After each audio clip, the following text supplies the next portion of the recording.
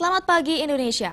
Anda menyaksikan seputar Bali terkini pukul 9 WITA bersama saya Yuma Sukmatika.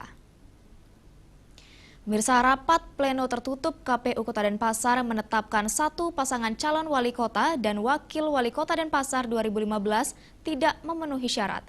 Dengan demikian, Kota Denpasar akan melakukan penundaan penetapan pasangan calon selama 3 hari.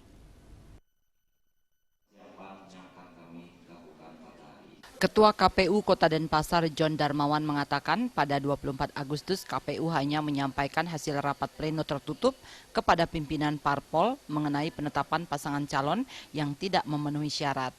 Dalam keputusan ini terdapat satu calon tidak memenuhi syarat, yakni calon wali kota Ketut Suwandi. Sementara pasangannya calon wakil wali kota Made Arjaya memenuhi syarat.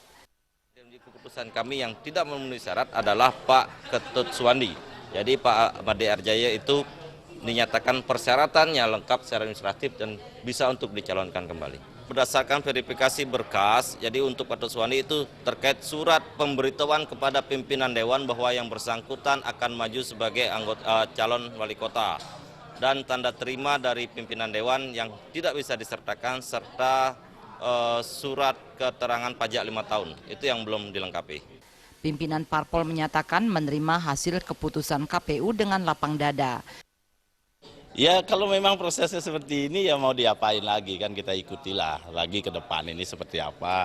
Yang jelas posisinya saat ini kan calon kami dari KBM dan kebetulan kader Golkar. Ya tidak bisa memenuhi syarat kan gitu. Berita acara ini nanti akan kita bawa ke forum Desk Pilkadanya KBM itu. Dimusyawarahkan, ini ibaratnya 4 partai itu membicarakan ini calon kita tidak memenuhi syarat. Alternatif lain adalah keempat partai ini harus mencari calon lagi, harus mengusung kembali. Jenny dan Ratne, Bali TV. Pemirsa, demikian seputar Bali terkini kali ini. Nantikan informasi menarik kami dalam seputar Bali terkini 1 jam mendatang. Salam Indonesia.